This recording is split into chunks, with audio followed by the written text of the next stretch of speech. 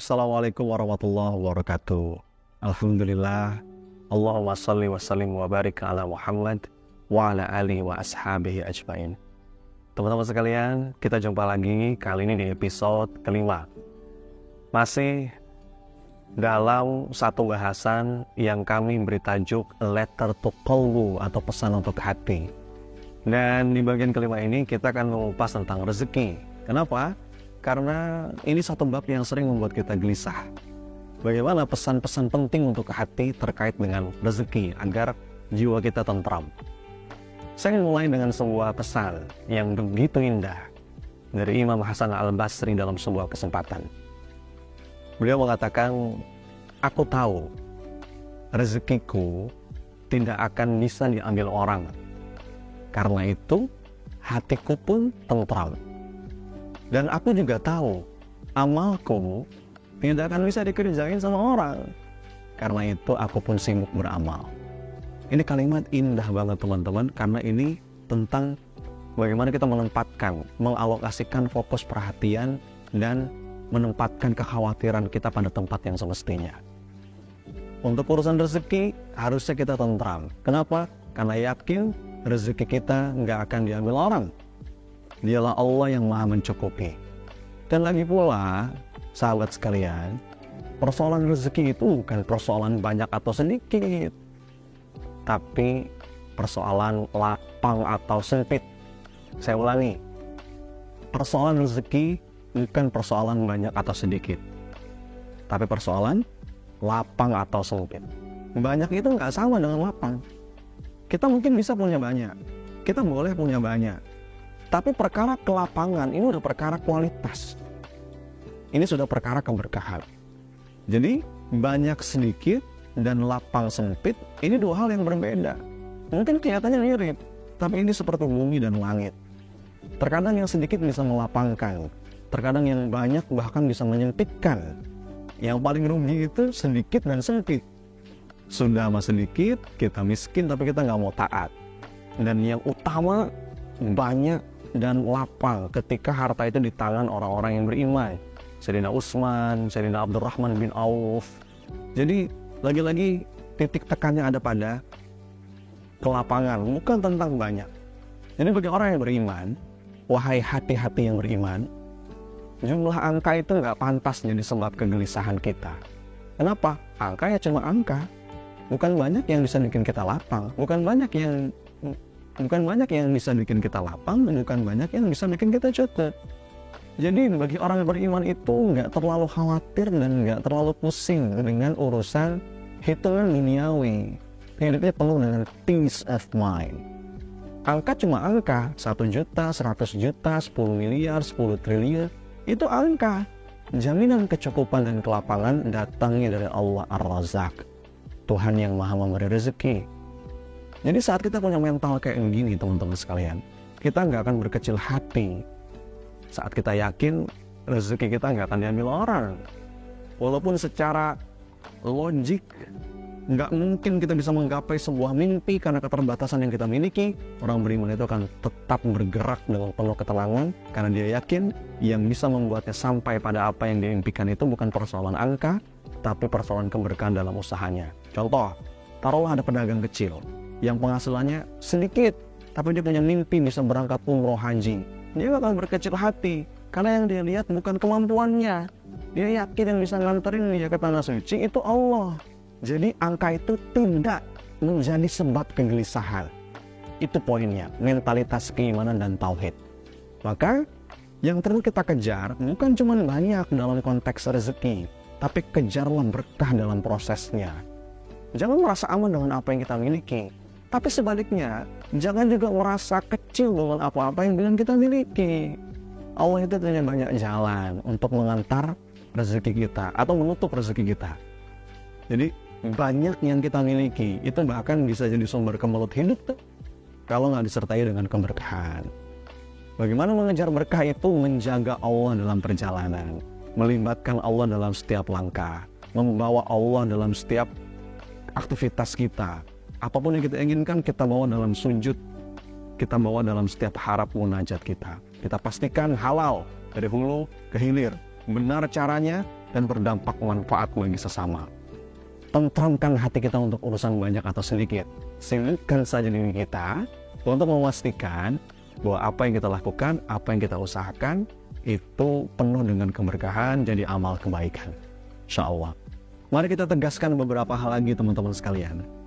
Pesan untuk hati terkait rezeki. Rezeki itu tidaklah sebatas hitungan rupiah. Rezeki itu bukan sebatas tumpukan barang-barang mewah.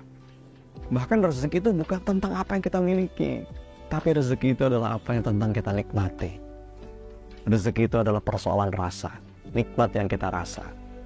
Gaji yang sama, profit yang sama, nominal yang sama, itu bisa beda atau kenikmatan dan rasanya bagi orang yang berbeda, betul nggak?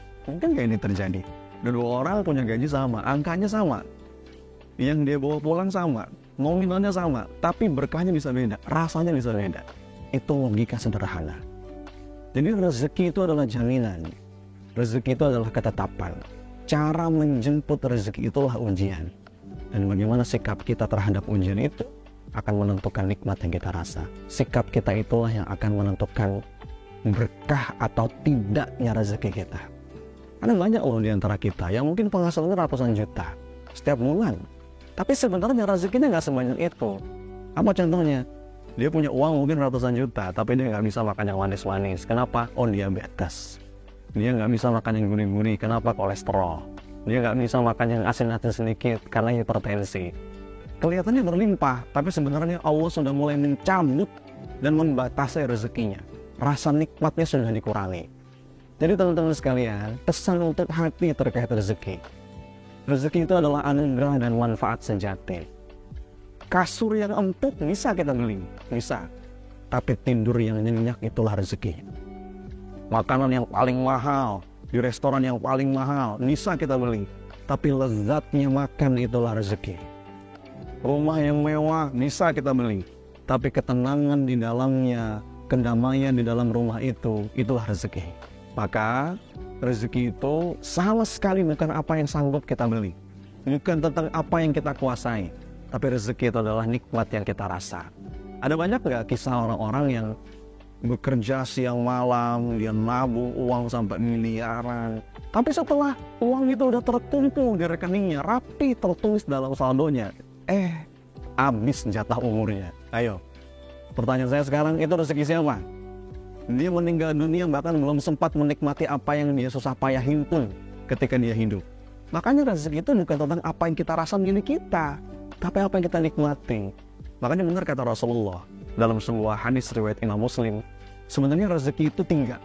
1, apa yang kita makan sampai habis. 2, apa yang kita pakai sampai usang. Dan yang ketiga, apa yang kita sedekahkan sampai itulah yang menjadi milik kita seutuhnya. Selain yang 3 itu akan kita tinggalkan untuk orang lain atau akan lenyap. Jadi belum tentu apa yang kita anggap itu milik kita itu rezeki kita. Contoh, sekarang Bapak Ibu teman-teman yang dirahmati Allah buka kulkas. Coba dibuka kulkas di rumahnya. Itu pertanyaan saya, ada makanan ya? Itu rezeki Anda bukan? Rezeki Anda bukan? Jawabannya belum tentu. Sampai itu Anda makan, ya, masuk ke dalam tubuh, membentuk sel-sel, membangun tulang, mengganti organ-organ tubuh yang rusak, maka itulah rezeki kita, memberikan kita energi untuk beribadah. Tapi bisa jadi itu rezeki anak kita, rezeki istri kita, rezeki kucing mungkin. Jadi yang pertama kata Rasulullah, apa yang kita pakai sampai usang. Yang ketiga, apa yang kita sedekahkan di jalan Allah. Nah, inilah yang kekal abadi, dan ini akan menjadi milik kita secara utuh. Ini akan membawa keberkahan dan mengantarkan semua yang ada menjadi nikmat yang kita rasa. Sekali lagi, rezeki itu bukan tentang apa yang kita miliki, tapi tentang apa yang kita nikmati. Tentang keberkahan yang terasa menyejukkan hati. Masalahnya sekarang ini berkah itulah yang hilang. Karena kalau rezeki, setiap kita ada bagiannya. Kalau rezeki, setiap kita ada jatahnya. Tapi terkadang keberkahan yang hilang dari rezeki kita. Beberapa cerita, ada orang sudah bekerja siang malam, berangkat gelap, pulang gelap. Gajinya juga nggak kecil kalau dilihat dari angka. Tapi nggak tahu kenapa terasa kurang terus. Nggak pernah cukup, utang nggak beres-beres. cicilan lagi, merenggut ketenangan. Belum lagi keberkahan waktu, nggak pernah punya waktu buat bercengkrama dengan keluarga. Cuma sekedar bincang-bincang sama anak, dari hati ke hati bersama pasangan, nggak ada waktu. Apalagi waktu untuk Allah. Nggak pernah sempat membaca Quran, nggak pernah ada waktu untuk datang di majelis ilmu. Sibuk terus. Nggak sempat sholat tepat waktu di masjid, padahal jarak rumah dengan masjidnya dekat. Semuanya buru-buru. Berangkat kerja buru-buru, pulang kerja buru-buru, di lampu merah buru-buru, beribadah buru-buru, berdoa buru-buru. Apa yang sedang dikejar? Kenapa keberkahan itu seakan hilang? Makan buru-buru gitu ya. Sampai kita susah sekali menikmati setiap momen yang ada dalam hidup. Sering bingung, sering gelisah, sering resah, dikejar-kejar rasa takut, kekurangan, dikit-dikit takut, dikit-dikit cemas. Tekanan hidup dari berbagai macam sisi bikin kita sesak. Tekanan pekerjaan, tekanan dalam rumah, keluarga yang harusnya jadi penyejuk hati itu malah jadi sumber masalah. Maka ini yang perlu kita evaluasi. Ini jadi bahan muhasabah kita. Udah jadi keberkahan itu yang hilang. Dan berkah itu apa sih teman-teman sekalian? Berkah itu banyak definisinya. Ada salah seorang ulama yang mengartikan al-barakah tuzinukum fi ta'ah. Keberkahan itu adalah segala sesuatu yang menambah ketaatanmu kepada Allah. Jadi kalau kita mengukur sesuatu itu berkah atau tidak, sederhana saja. Apakah dengan sesuatu itu bertambah ketaatan kita kepada Allah? Maka itulah keberkahan. Kalau dalam KBBI, berkah itu karunia Tuhan, karunia Allah yang mendatangkan kebaikan bagi kehidupan manusia. Jadi nggak peduli sebanyak apapun, setinggi apapun mungkin karir, profesi, jika nggak punya manfaat bagi kehidupan manusia, boleh jadi itu nggak masuk ke dalam kategori berkah. Dan makna yang lebih dalam lagi dari Imam Nawawi, berkah itu adalah nikmat yang terus bertumbuh, nikmat yang terus berkembang, bertambah, meluas, mendatangkan kebaikan yang tidak terputus, kebaikan yang langgeng, tetap melekat dan nggak hilang sampai akhirat terasa. Jadi umur yang berkah itu bukan tentang muda atau tua, tapi seberapa besar usia itu bisa menghadirkan manfaat. Uang yang berkah itu bukan tentang banyak atau sedikit, tapi seberapa banyak uang itu bisa memberikan manfaat. Maka lebih dari sekedar sukses, lebih dari sekedar bahagia, keberkahan itu menjadi satu hal yang perlu kita perhatikan. Apalagi dalam konteks rezeki. Kalau kita kejar berkah, bukan tentang banyak, tapi tentang kecukupan dan kualitas mutlak rasa di dalamnya. Maka itu pesan untuk hati terkait dengan rezeki, semoga kita bisa tentram kepadanya. Lelah itu bagus nggak? Bagus. Apalagi lelah dalam mencari nafkah, lelah dalam menjemput rezeki. Itu salah satu lelah yang dicintai Allah. Kita susah payah bekerja, berkarya. Itu bagian dari jihad. Itu upaya kita menjaga kehormatan diri kita dan mempersembahkan yang terbaik kepada Allah. Tapi lelah itu bisa menjadi salah saat kita menempatkan fokus dan prioritas yang salah. Adalah sebuah keharusan teman-teman sekalian untuk menempatkan semua dalam porsinya, untuk menempatkan semua dengan pas. Jadi banyak orang lelah, tapi lelahnya itu karena salah menempatkan porsi. Bagaimana misalkan dalam Quran surat Al-Jumu'ah ayat ke-9, untuk urusan mengingat Allah, kita diperintahkan untuk berlari, bersegera. Dalam Quran surat Az-Zariyat ayat ke-50, untuk menuju Allah, kita diperintahkan bersegera. Dalam Quran surat Ali Imran ayat ke-133, untuk menggapai ampunan Allah, kita diminta untuk bersegera. Dalam Quran surat Al-Baqarah 148, untuk melakukan kebaikan, perintahnya adalah berlomba-lomba. Tapi untuk urusan dunia, perintahnya itu berjalanlah. Jangan-jangan selama ini kita merasa lelah karena kita berlari mengejar dunia. Pada sejatinya, kalau kita fokus kepada Allah, fokus pada keberkahan, jalan Allah buka, semua Allah cukupi. Jadi alokasi fokus ini penting agar kita tidak salah lelah. Kita lelah pada tempat yang tidak semestinya. Ada sebuah kisah yang menarik teman-teman sekalian. Salah seorang guru bertanya kepada muridnya, "Wahai muridku, berapa penghasilanmu setiap bulan?" Murid ini merasa, kok nggak sopan ya nanya penghasilan. Tapi karena yang nanya gurunya, maka ya dijawab aja lah. "Sekian juta rupiah, guru." Gurunya nanya lagi, "Apakah jumlah itu akurat setiap bulannya?" Lalu kata muridnya, "Iya guru, memang penghasilanku segini sebulan." Lalu ada sebuah statement dari sang guru. Dia mengatakan, "Kalau akurat, itu artinya kamu belum cukup taat." Kenapa? Karena kalau kamu taat, seharusnya hitunganmu tidak akurat. Orang-orang yang taat itu akan banyak dikejutkan dengan rezeki dari jalan yang tidak diduga, rezeki dari jalan yang tidak disangka. Ini kalimatnya indah banget. Indah banget teman-teman sekalian. Jadi masalah rezeki itu sangat berhubungan erat dengan pemilik langit dan bumi. Wa fis samaa'i rizqukum wa ma tu'adun. Dan di langitlah terdapat sebab-sebab rezekimu. Orang yang berupaya taat, dia akan dikejutkan. Rezekinya datang dari arah yang unpredictable. Merugilah orang-orang yang beranggapan bahwa pekerjaannya, bisnisnya adalah satu-satunya jalan agar diri tercukupi. Enggak. Kata para ulama, siapa-siapa yang dikayakan oleh Allah, maka dia nggak akan disentuh oleh kemiskinan selama-lamanya. Dan siapapun yang tangannya dipenuhi rezeki oleh Allah yang maha memberi rezeki, maka dia nggak akan pahit selama-lamanya. Allah punya banyak cara kok nganterin rezeki buat kita. Lagi-lagi, ini persoalan kelapangan, bukan banyak. Ini persoalan keberkahan, bukan tentang jumlah, soal kecukupan, bukan sekedar jumlah angka. Berapa banyak di antara kita yang terasa kurang terus, walaupun di atas kertas jumlahnya banyak, bahkan berlebih harusnya, karena mulai jadi ada keberkahan yang hilang. Jadi apa poin saya? Pesan untuk hati terkait rezeki, tenanglah, relax. Nggak ada hubungannya saldo kita dengan tercukupinya kebutuhan. Tuhan kita Allah bukan yang lain, bukan tabungan, bukan gaji, bukan profit. Perhatikan kalimat ini. Mudah bagi Allah untuk mengambil dalam sekejap apa-apa yang sudah kita kumpulkan bertahun-tahun. Betul nggak? Kecil, banyak contohnya. Kalau Allah mau ngambil, kita udah ngumpulin bertahun-tahun, habis sudah. Begitu pula sebaliknya. Mudah bagi Allah untuk memberi dalam sekejap apa-apa yang tidak bisa kita bayangkan, untuk bisa kita kumpulkan bertahun-tahun. Kesimpulannya rileks. Bersandarlah pada janji dan jaminan Allah, bukan pada hitung-hitungan di atas kertas. Kalau sudah begitu, harusnya tenang. Gak perlu banyak pusing. Benerin niat, sempurnakan ikhtiar, lalu bahagiakan apapun hasilnya tanpa syarat. Tugas kita berjuang, bukan berhasil.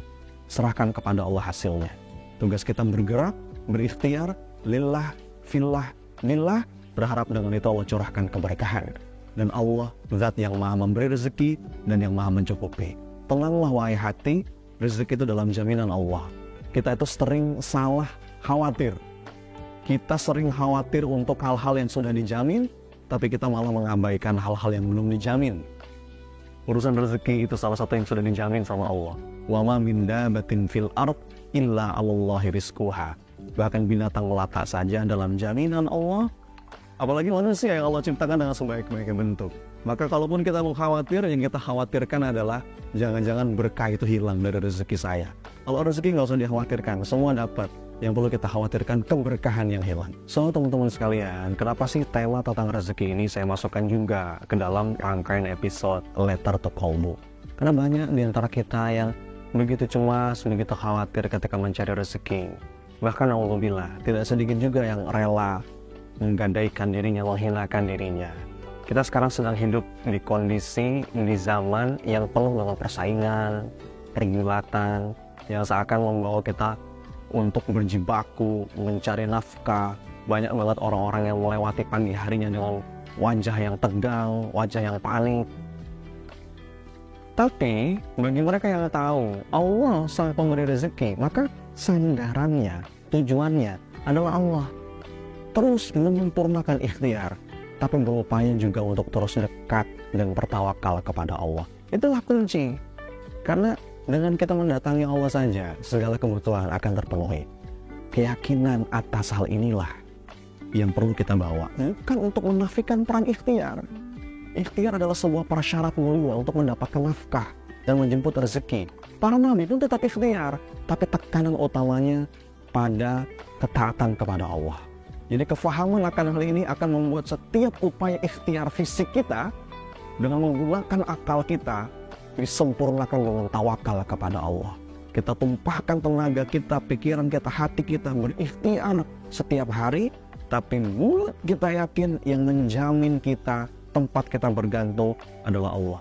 Mental seperti itu yang akan membuat kita nyaman dalam menjemput rezeki dan mudah-mudahan terjaga dalam ketaatan, dan dengan itu keberkahan meliputi rezeki yang Allah berikan.